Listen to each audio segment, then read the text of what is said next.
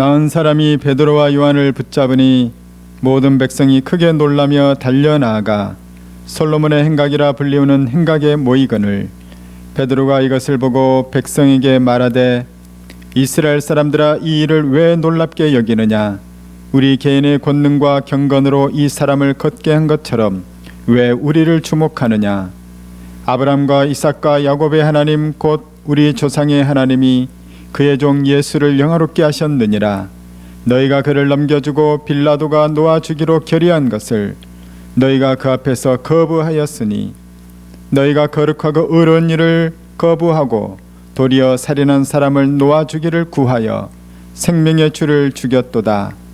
그러나 하나님이 죽은 자 가운데서 그를 살리셨으니 우리가 이 일의 증인이라. 그 이름을 믿음으로 그 이름이 너희가 보고하는 이 사람을 성하게 하였나니 예수로 말미암아 난 믿음이 너희 모든 사람 앞에서 이같이 완전히 낫게 하였느니라. 형제들아 너희가 알지 못하여서 그리하였으며 너희 관리들도 그리한 줄 아노라. 그러나 하나님이 모든 선지자 입을 통하여 자기의 그리스도께서 고난 받으실 일을 미리 알게 하신 것을 이와 같이 이루셨느니라. 그러므로 너희가 회개하고 돌이켜 너희 죄 없이 함을 받으라. 이같이 하면 새롭게 되는 날이 주 앞으로부터 이를 것이요. 아멘. 사람들은 내가 주인공이 되고 싶어 합니다. 그래서 다 내가 한 일이야. 너 나한테 고마워해야 해. 우리는 어깨가 으쓱해지는 것을 좋아합니다. 그러나 오늘 나오는 베드로와 요한은 사람들에게 우리를 주목하지 마세요. 내가 한 게 아닙니다. 예수님께서 하신 일입니다. 예수님을 주목하세요. 우리를 높이려 하지 말고 예수님을 높여주십시오. 이렇게 말을 합니다. 도대체 이들에게 무슨 일이 있었기에 베드로와 요한은 사람들 앞에서 이렇게 말을 하고 있는 것일까요? 지난 시간에 우리는 성전 미문에 앉아서 구걸하고 있었던 나면서부터 걷지 못하는 한 가련한 사람을 보았습니다. 이 사람을 고쳐줄 때 베드로가 뭐라고 했습니까? 은과 금은 내게 없거니와 내게 있는 이것을 주노니 곧 나사렛 예수 그리스도 이름으로 일어나 걸어라. 베드로가 그 사람의 손을 잡아 일으키니 바로 그 자리에서 그 사람은 일어나서 걷게 되었고 뛰게 되었습니다. 그리고 성전을 향해서 들어가고 있는 베드로와 요한과 함께 가면서 하나님을 찬미하였죠. 바로 그 사건 뒤를 잇는 이야기가 바로 오늘 본문 이야기입니다. 그 사건을 보고 들은 사람들, 주변에서 보고 들은 사람들은 깜짝 놀랐습니다. 그리고 삽시간에 소문이 퍼졌죠. 저기 가는 저 베드로와 요한이 저 옆에 있는 사람을 걷게 했대. 저들이 고쳐줬대. 우리 한번 따라가 봅시다. 사람들은 베드로와 요한이 멈춰선 솔로몬의 행각이라는 성전 안에 누각 건물로 모여듭니다. 베드로는 자신을 주목하고 있는 군중들을 향해서 이렇게 외칩니다. 바로 12절 말씀입니다. 베드로가 이것을 보고 백성에게 말하되 이스라엘 사람들아 이 일을 왜 놀랍게 여기느냐 우리 개인의 권능과 경건으로 이 사람을 걷게 한 것처럼 왜 우리를 주목하느냐. 그리고 나서 이 놀라운 기적을 행하신 분은 여러분의 조상 때부터 섬기신 하나님께서 보내신 그분이 하신 일입니다. 그분이 바로 예수 그리스도입니다. 당신들은 로마 총독에게 빌라도에게 예수님을 십자가에 못 박아 죽이라고 넘겨주었습니다. 빌라도는 예수님을 명절 특사로 풀어주기를 원했지만 당신들은 차라리 살인 강도자인 바라바를 풀어달라고 외쳤습니다. 당신들은 거룩하고 의로운 분을 거부하고 도리어 살인한 자를 놓아주기를 구했습니다. 당신들은 생명의 주, 생명을 주러 오신 예수님을 죽였습니다. 그 내용이 13절부터 15장 3반절입니다. 아브라함과 이삭과 야곱의 하나님 곧 우리 조상의 하나님이 그의 종 예수를 영화롭게 하셨느니라. 너희가 그를 넘겨주고 빌라도가 놓아주기로 결의한 것을 너희가 그 앞에서 거부하였으니 너희가 거룩하고 의로운 일을 거부하고 도리어 살인한 사람을 놓아주기를 구하여 생명의 주를 죽였도다. 그러나 여러분, 하나님께서는 죽은 자 가운데서 예수님을 살리셨습니다. 예수님은 죽은 지 사흘 만에 부활하셨습니다. 우리가 보았습니다. 우리가 만났습니다. 우리가 바로 그 일의 증인입니다. 이 말씀은 15절 하반부 말씀입니다. 그러나 하나님이 죽은 자 가운데서 그를 살리셨으니 우리가 이 일의 증인이라. 베드로는 계속해서 설교합니다. 우리가 예수님을 믿으니 예수 이름으로 행하는 일마다 권능이 생겼습니다. 성전 문 앞에서 구걸하던 이 사람이 낫게 된 것은 우리의 능력이 아닙니다. 나사렛 예수 그리스도를 믿는 믿음 때문에 일어난 역사입니다. 그 내용이 16절이죠. 그 이름을 믿음으로 그 이름이 너희가 보고하는 이 사람을 성하게 하였나니 예수로 말미암아 난 믿음이 너희 모든 사람 앞에서 이같이 완전히 낫게 하였느니라. 베드로와 요한은 안전뱅이가 고침을 받게 된 이 놀라운 기적을 자신이 높아지는 계기로 삼지 않습니다. 그들은 오히려 군중들을 경계합니다. 이 일은 예수님의 이름으로 행했으니 예수님이 행하신 일입니다.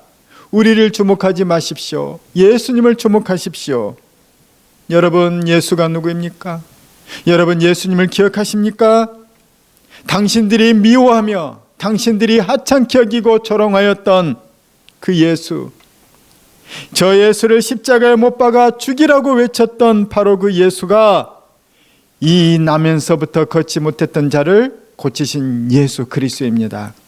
여러분, 우리가 아닌 나사렛 예수 그리스도를 주목하십시오. 예수는 우리를 위해 죽으셨고 우리를 의롭게 하시기 위해 다시 살아나셨습니다. 죽으시고 부활하신 예수 영이 그 이름의 권세가 이 자를 일어나게 했습니다. 여러분, 예수를 주목하십시오. 예수 그리스도, 그분은 구약의 선지자들이 예언했던 바로 그분입니다. 예수님은 예언대로 고난을 받으셨습니다. 예수님은 자신이 받게 될 고난을 다 아셨습니다. 하지만 예수님은 십자가를 피하지 않았습니다. 18절 말씀이 그 내용입니다. 그러나 하나님이 모든 선지자의 입을 통하여 자기의 그리스도께서 고난 받으실 일을 미리 알게 하신 것을 이와 같이 이루셨느니라. 당신들은 메시아를 죽인 죄인들입니다. 당신들의 조상들은 하나님의 선지자를 핍박하고 죽였습니다. 그런데 당신네들은 그 선지자들이 예언했던 하나님의 아들을 죽였습니다. 베드로는 유대인들의 죄에 대해서 가감없이 책망을 하고 있습니다. 그들의 죄를 낱낱이 드러내고 있습니다. 우리는 자신의 죄가 무엇인지를 정확히 알아야 합니다. 내 죄를 알아야 그 죄에 대해서 회개를 하게 됩니다. 내 죄가 무엇인지를 알아야 회개를 하며 회개를 해야 죄사함을 받게 되고 죄사함을 받아야 의롭게 되며 구원을 받게 되기 때문인 것입니다. 베드로가 유대인들에게 강하게 책망도 하지만 베드로는 또한 그들을 품고 있습니다. 그건 당신들이 알지 못해서 그런 거 아닙니까? 그러니 이제라도 회개하면 됩니다. 당신들도 회개하면 구원을 받고 새하늘과 새 땅이 열리는 날에 하나님 나라에 들어갈 수 있게 됩니다. 여러분, 예수를 믿고 회개하십시오. 그 내용이 17절과 19절 말씀입니다. 형제들아, 너희가 알지 못하여서 그리하였으니 너희 관리들도 그리한 줄 아노라. 그러므로 너희가 회개하고 돌이켜 너희 죄 없이 함을 받으라. 그리하면 이같이 하면 새롭게 되는 날이 주 앞으로부터 이를 것이요. 오늘 베드로가 너무나도 멋지지 않습니까? 아마도 베드로의 얼굴에서 빛이 났을 것입니다. 예수님의 공생의 기간 동안 베드로는 예수님께 칭찬도 많이 받았지만 사실 제자들 중에 가장 책망을 많이 받았던 그 어설픈 사람이기도 했습니다. 심지어 베드로는 예수님께서 대제사장의 뜰에서 신문을 받던 그 비참한 밤에 예수님을 따라 들어갔지만 나는 저 사람을 모른다고 3번이나 부인했던 비겁하고 조금 속된 표현으로 하면은 조금 찌질했던 그런 사람이기도 했습니다. 그러나 오늘 베드로는 얼마나 담대하고 얼마나 박식하며 얼마나 빛나고 얼마나 포용적인지 모릅니다. 베드로는 오늘 수많은 사람들 앞에서 나면서부터 걷지 못했던 한 불쌍한 사람을 고쳐주었습니다. 그런 엄청난 일을 행하고도 베드로는 이 일은 내가 한 것이 아닙니다. 예수를 주목하십시오. 그러며 예수님을 높여주고 있습니다. 베드로는 너무 멋진 사람이에요. 너무나도 겸손합니다. 베드로는 유대교 열성 분자들 앞에서도 두려워하지 않습니다. 그들 앞에서 담대하게 그들의 죄를 책망합니다. 베드로는 그들의 죄를 정확하게 지적하는 냉철함이 있을 뿐만 아니라 당신들이 몰라서 그러지 않았습니까? 하는 포용력도 보여줍니다. 그들을 부드럽게 품어줍니다. 그러면서 형제들이여, 당신들이 이제라도 회개하고 돌이키십시오. 나는 당신들도 축복받기를 원합니다. 베드로의 얼마나 커다란 포용력입니까? 여러분, 예수님의 부활을 경험한 제자들은 한결같은 특징이 있습니다. 그것은 그들이 이전과는 완전히 달라졌다는 것입니다. 그들의 변화된 모습은 우리 시대의 관점으로 바라볼 때는 꼭 바람직해 보이지만은 않지만 이것은 우리가 본받아야 될 표준입니다. 예수님이 승천하시자 제자들은 납득할 수 없는 결정과 행동을 크게 두 가지를 합니다. 첫 번째는 뭐냐면 첫 번째, 제자들은 예수님의 승천 이후에 자신의 삶의 터전인 갈릴리로 돌아가지 않고 곧바로 예루살렘으로 갔다는 것입니다. 제자들의 주된 삶의 터전은 이스라엘의 최북단 지역인 시골 갈릴리 지역이었습니다. 그리고 제자들 대부분의 직업은 갈릴리 바다에서 고기 잡던 어부였습니다.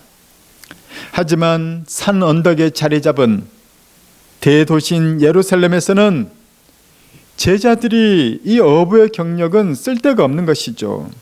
다시 말하면 이 예루살렘에서 제자들은 먹고 살기에 부적합한 곳이 예루살렘이라는 거예요. 게다가 예루살렘은 아직도 예수님에 대해서 적대적인 분위기가 남아 있습니다. 고로 이 제자들이 예루살렘에 들어갈 때 예루살렘은 제자들의 마음에 참 불편한 곳이라는 거예요. 현대를 살아가고 있는 우리들의 관점에서 보게 되면 예수님께서 제자들을 과연 사랑하시나 하는 의문이 들 수도 있습니다. 아니, 사랑한다면, 예수님 제자들을 사랑한다면 자기 제자들이 가난하게 살고 마음이 불편할 수 있는 그런 예루살렘으로 보내기보다는 마음 편히 살 수 있는 갈릴리로 보내주는 것이 옳은 것입니다.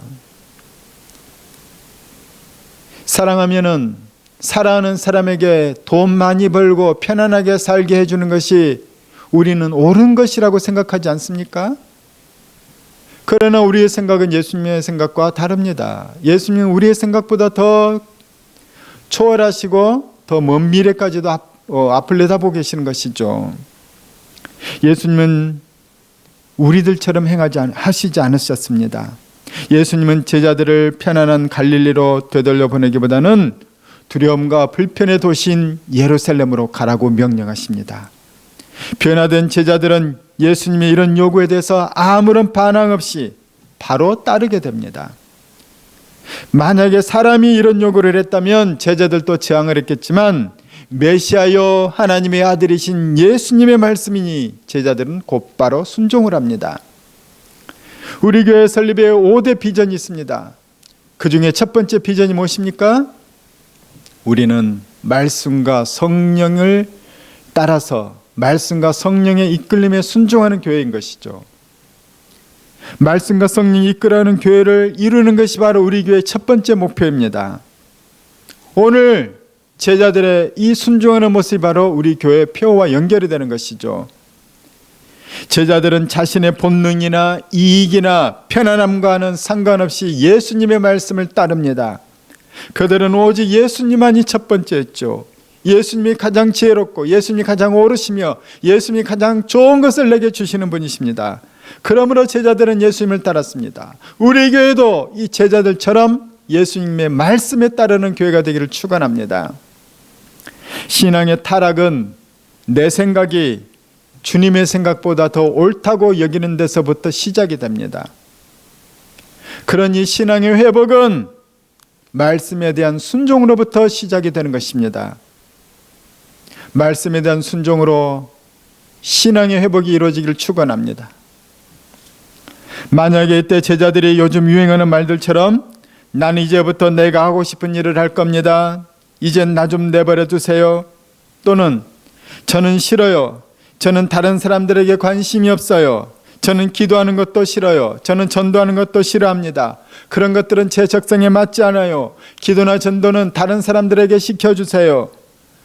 제자들이 만약에 이렇게 했다면 어떻게 되었겠습니까? 제자들 공동체는 와해될 것이고 초대교회는 성령을 받지 못했을 것입니다. 그랬다면 성령의 역사도 없을 것이고 복음의 전파의 역사도 없었을 것입니다. 우리는 여전히 죄와 사망 가운데 허우적거리고 있을 것입니다. 그러나 예수님께서 그렇게 되면은 예수님께서 십자가에서 죽으신 것마저도 허사가 되고 말 것입니다. 전하는 사람이 없으니 어떻게 예수의 십자가가 사람을 구원한단 말입니까? 그러나 제자들이 자기를 부인하고 예수님의 말씀에 순종했기 때문에 제자들에게 성령님이 강림하게 되었고 성령님이 함께 하셨기에 복음 전파 역사가 강력하게 일어났으며 오늘 우리에게도 복음이 전파되어 우리가 의와 평강을 누리며 하나님의 자녀되는 복을 누리게 된 것입니다. 우리는 지난 시간 동안 사도행전 말씀을 자세히 살펴보아 왔습니다. 제자들은 사람들이 가장 많이 사는 이스라엘 도시인 예루살렘에서 사람들이 가장 많이 모이는 명절에 그 오순절에 성령을 받았습니다. 이날은 온 유대뿐만 아니라 전 세계에 흩어져 살던 디아스포라 유대인들이 예루살렘에 모이는 날이었습니다. 그리고 그들은 이 예루살렘 오순절 성령 강림 사건의 한복판에 제자들이 방언을 하는 모습을 지켜보게 됩니다. 전 세계에서 온 사람들이 자기 나라에서 쓰던 언어를 이 예루살렘에 모인 갈릴리 그 촌뜨기들이 하는 말을 듣고 깜짝 놀라게 됩니다. 놀란 그들을 향해서 베드로는 이 일은 바로 구약에 예언된 성령 강림의 사건입니다. 이 일은 구약의 예언의 성취입니다. 이것을 설교했어요.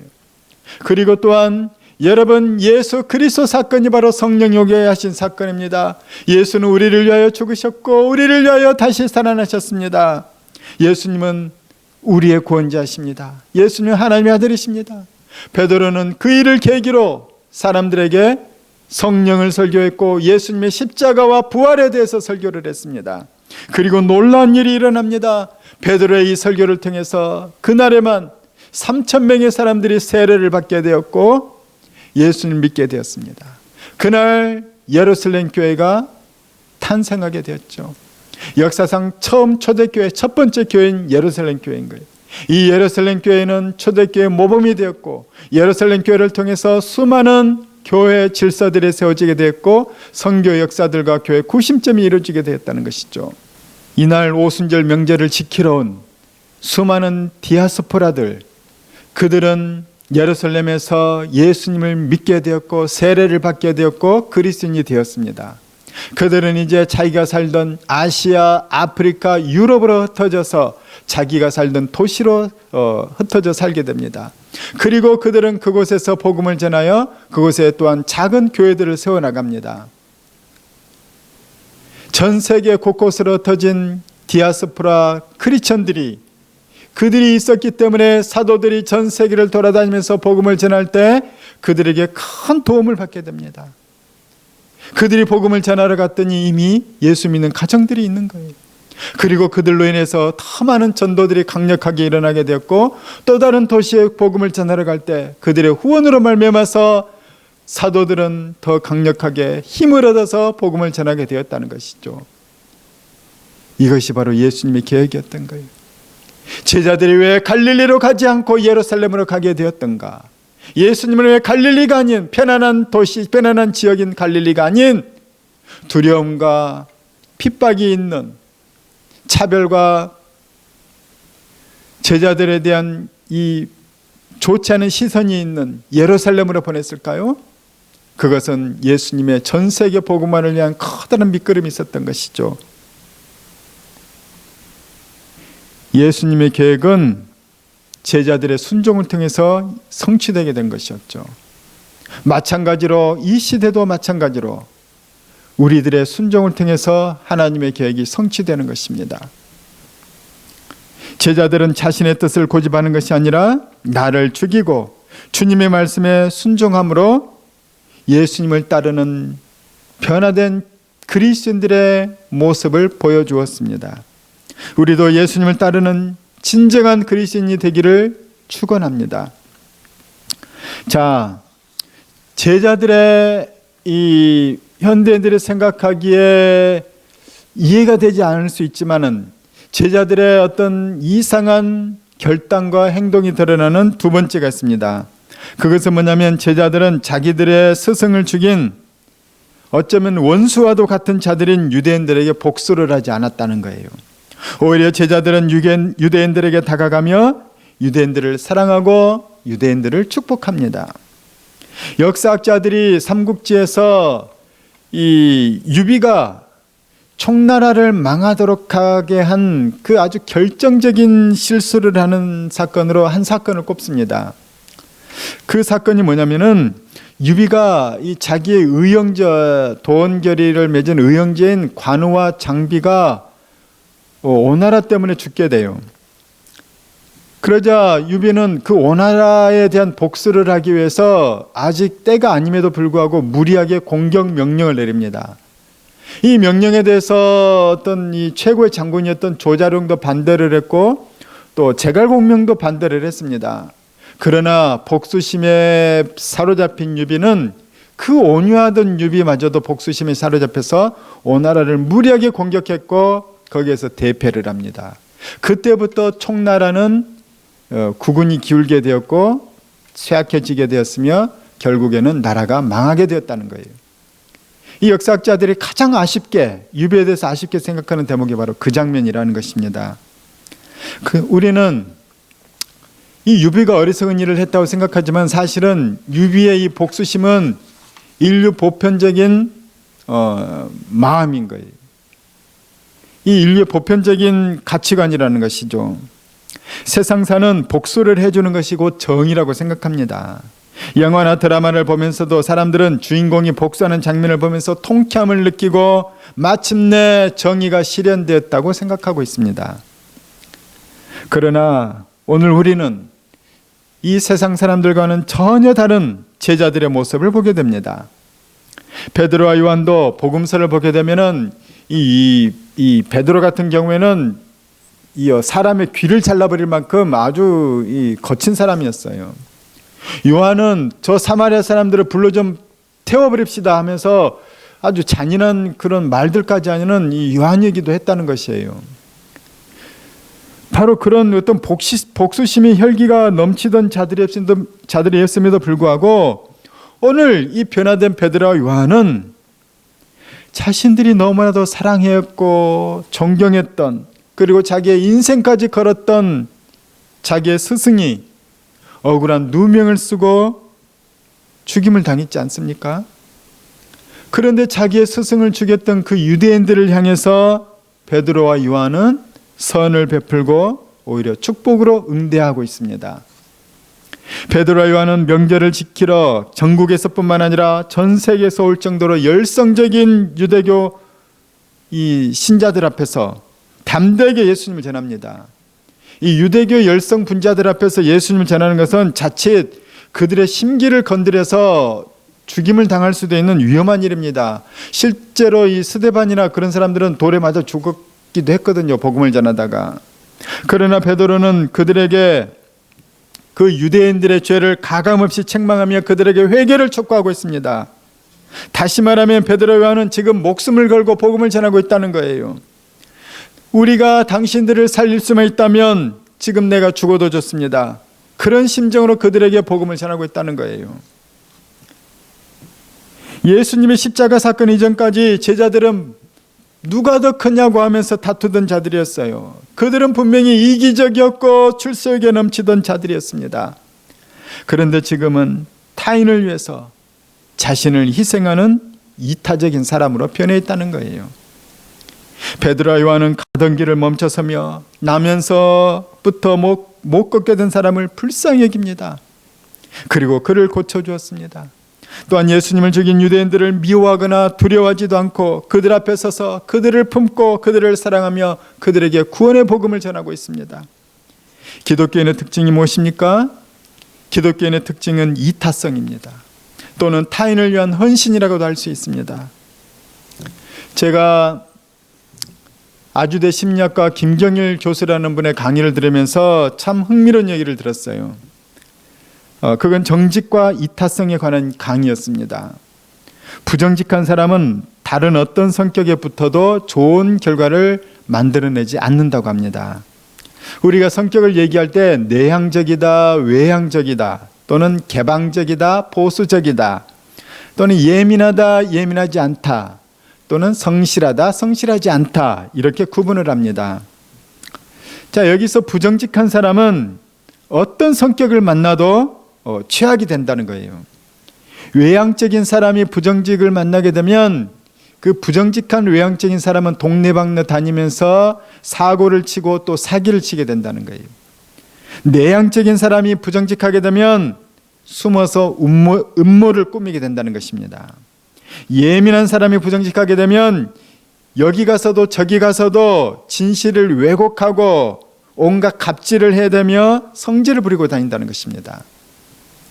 둔한 사람이 부정직하게 되면 자기는 못 느꼈으면서도 알아차린 것처럼 거짓말을 해서 혼돈을 불러일으키게 된다는 것이죠. 부정직한 사람이 그렇다면 성실하면 좋을까요? 부정직하고 성실한 사람, 부정직하면서 성실한 사람은 회사의 인정을 받습니다. 그 사람은 몰래 회사의 공금을 1년에 2억씩 빼돌립니다. 그래서 10년 동안 20억을 빼돌리는 사람, 그 사람이 바로 부정직하면서 성실한 사람인 거예요. 그렇다면 부정직한데도 성실하지 않은 사람은 어떨까요? 그런 사람은 매사의 모든 사람에게 해로운 사람이 되는 것이에요. 어떤 성격이라도 부정직과 결합하게 되면 그 성격의 단점이 부각되게 되는 것이에요. 그러니 이 김경일 교수는 얘기하더라고요. 그렇기 때문에 우리는 진실되거나 정직한 것이 사람에게 매우 중요하다는 것이에요. 우리는 이타적이고 정의로운 사람이 피해를 입으면 또는 죽임을 당하면 굉장히 사람들은 분노를 합니다. 하지만 그 분노에 대해서 우리는 이 확률에 착각을 한다고 해요. 사실은 이 이타적이고 정직한 사람이 부당한 일을 겪는 일은 많이 겪지는 않지만은 그 일이 하도 충격적이기 때문에 많이 겪는다고 오해를 한다는 것이죠. 하지만 이것은 실제 확률과 내 머릿속에 생각하는 그 생각과의 그 차이를 구별하지 못하는 데서 오는 오해라는 것입니다. 실제로는 이타적인 사람이 더 많은 사랑과 도움을 받게 되고 심지어는 더 오랫동안 생존하게 된다는 것입니다. 토마스 헉슬리의 진화와 윤리라는 책에 보게 되면 바로 그 내용이 나왔다는 거예요.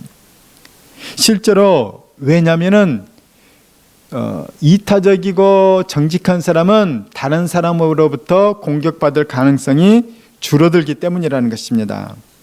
우리 주변에 보게 되면은 능력이 있고 못된 사람이 있습니다. 또한 능력이 있고 착한 사람이 있어요. 사람들은 당연히 능력 있고 착한 사람들을 내 편으로 삼고 싶어 하면서 잘해주게 됩니다.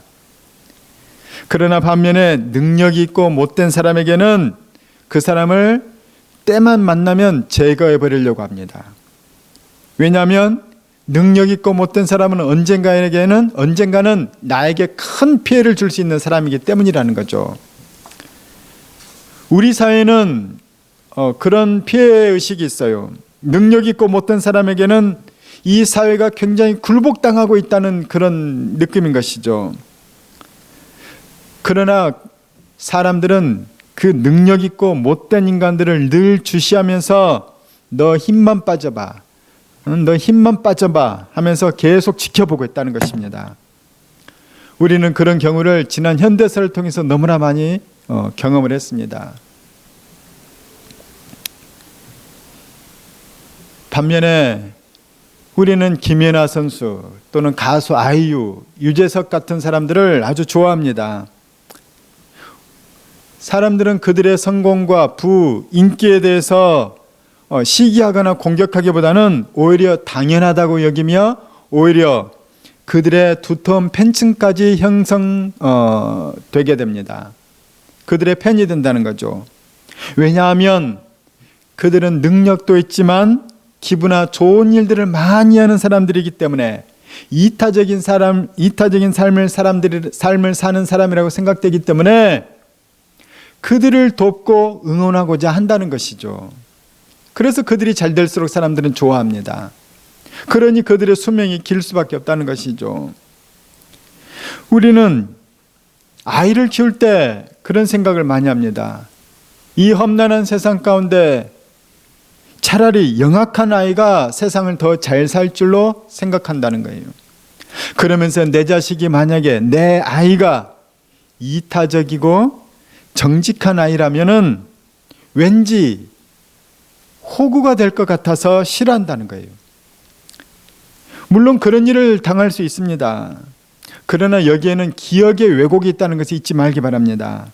억울한 일을 당한 충격이 하도 커서 그렇지 실제로는 이타적이고 정직한 아이가 평생 동안 더 많은 사랑을 받고 더 많은 도움을 받으며 오래 살아남을 확률이 크다는 거예요. 우리는 물론 이타적이고 정직할 뿐만 아니라 능력을 키워야 합니다.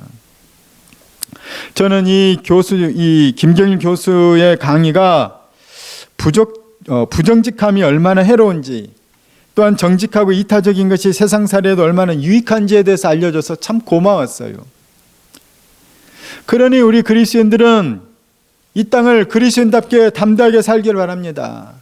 그리스도인들이 그리스도인답게 사는 것이 얼마나 복된 일인지 모릅니다. 그리스도인들이 정직하며 이타적으로 사는 것은 금생에도 복이 있을 뿐만 아니라 내세에도 복이 있는 일인 것입니다. 여러분, 기독교 신앙의 표징은 이타성입니다. 예수님의 인류를 위한 십자가 대속의 죽음은 이타성, 자기 희생의 절정인 거예요.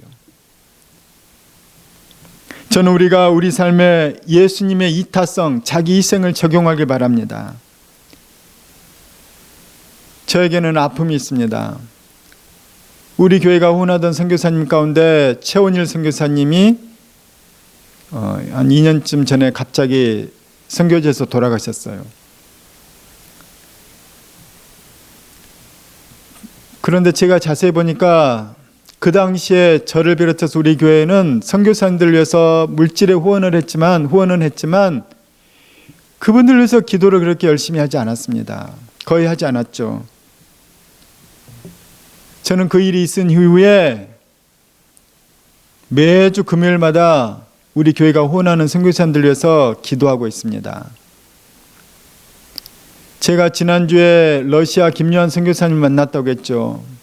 김요한 선교사님의 간증을 들었어요. 이 선교사님이 몇 달 전에 코로나에 심각하게 걸렸다고 우리는 다 알고 있습니다. 우리 함께 기도했었지 않습니까? 선교사님이 그때 약 10일 가까이 코로나를 너무 심각하게 앓았다고 합니다. 말 그대로 거의 그 당시에 사경을 헤맸다고 해요. 그 기간 동안 러시아 병원 측에서 죽을 줬지만 그 죽마저도 먹을 수 없을 만큼 몸이 너무 쇠약해졌고, 그러다 보니까 몸이 더 쇠약해졌으며 화장실도 혼자 걸어가지 못할 만큼 이 온몸의 기력이 다 빠져버렸다고 합니다. 기력이 다 빠져나가니 사람이 이러다 죽는구나 하면서 모든 것을 놓으려는 그 순간에 선교사님이 예수님의 환상을 보았다는 거예요. 환상 가운데 예수님께서 두 마디 말씀을 해주셨대요. 첫 번째 말씀은 너 죽지 않는다. 그리고 두 번째 말씀은 내가 너의 수고를 다 한다. 선교사님께서 그 환상과 예수님 말씀을 듣고 나서 희한한 일이 일어났다고 해요. 그 다음부터 바로 죽을 드실 수 있게 됐다는 거예요. 선교사님이 그 다음에 바로 죽을 차츰차츰 드시고 조금씩 걸어다니고 하면서 몸이 점점 좋아지시더라는 거예요. 그리고 온몸이 다 회복되고 지금도 약간 기력이 빠지긴 했지만 지금은 엄청나게 좋아지셔서 이렇게 여행도 다니시고 한국에도 오시게 됐다는 것입니다. 제가 선교사님의 소식을 듣고 혼자 곰곰이 생각하며 또 기도하다가 깨달아지는 것이 있었어요. 아, 하나님께서 우리의 기도를 들으신 거구나. 선교사님이 러시아에서 코로나에 걸려 위독하다는 소식을 우리는 듣고 긴급 기도 제목을 교회 단톡방에 올렸습니다. 그리고 많은 사람들이 정말 진심으로 이타적인 기도를 했죠. 하나님께서는 우리의 그 기도를 들어주셨어요. 기도는 생명권의 역사를 일으키게 합니다. 여러분, 제자들이 갈릴리로 가지 않고 예루살렘에 머문 이유가 무엇입니까? 제자들이 원수 같은 유대인들을 미워하기보다는 구원의 복음을 전한 이유가 무엇입니까? 제자들은 나의 기준이 아니라 예수님의 말씀이 기준이 되었기 때문입니다. 말씀에 순종했기 때문인 것이죠. 제자들은 말씀에 따라 살다 보니 그들은 이타적인 삶을 살게 되었습니다. 때문에 제자들의 이 이타성은 타고난 성품이 아닙니다. 제자들의 이타성은 예수님으로 말미암은 변화된 성품입니다. 제자들은 예수님의 말씀을 따르다 보니 그 변화된 성품으로 살아낼 수가 있었던 것이죠. 여러분, 사람에 따라서 이제 생이 얼마 안 남았을 수도 있습니다. 이제부터는 거짓된 자아와 이기심과 탐욕에 눈이 멀어 어리석은 인생을 사는 나를 신뢰하기보다는 길이요 진리요 생명이신 예수님을 따르며 살기를 축복합니다. 말씀대로 사는 것은 결코 손해보는 것이 아니고 말씀대로 사는 것은 결코 망하는 것이 아닙니다.